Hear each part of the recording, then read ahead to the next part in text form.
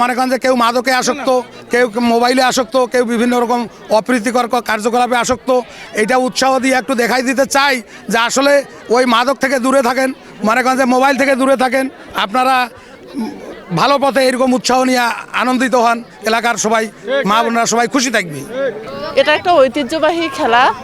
আমাদের বাবা চাচা দাদা এসবের যুগে হতো। তো অনেকদিন পরে এই খেলাটা দেখলাম, এই প্রথম খুবই ভালো লাগলো খেলাটা। এটা আবার চালু হোক এটাই চাই। অনেক সুন্দর লাগলো খেলাটা আমাদের। আমরা এই খেলা 15 বছর থেকে খেলি।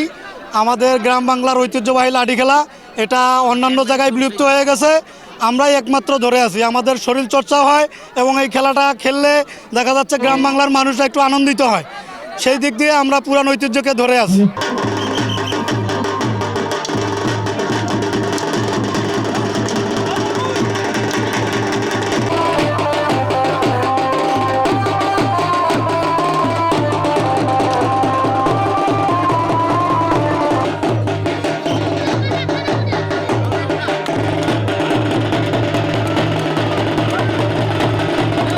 মূলত উত্তরবঙ্গে কৃষিপ্রধান দেশ। এই উত্তরবঙ্গের কৃষকদের আগ্রহ থাকে, চাহিদা থাকে, কিন্তু তারা সব সময় এগুলো করতে পারে না।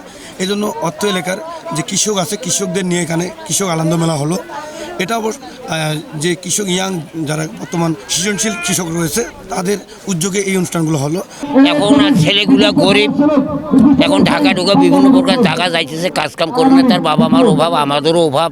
এই কারণে এই খেলার কয় টাকা পাই, আর এটা সরকার আমাকে একটু যদি হেল্প করতো তাহলে আমার খেলাটা মনের উদ্যোগ যে আমি খেলাটা গ্রহণ করতাম, কিন্তু সেই জিনিসটা আমার হাতে কোনো আমাদের পুঁজি নেই।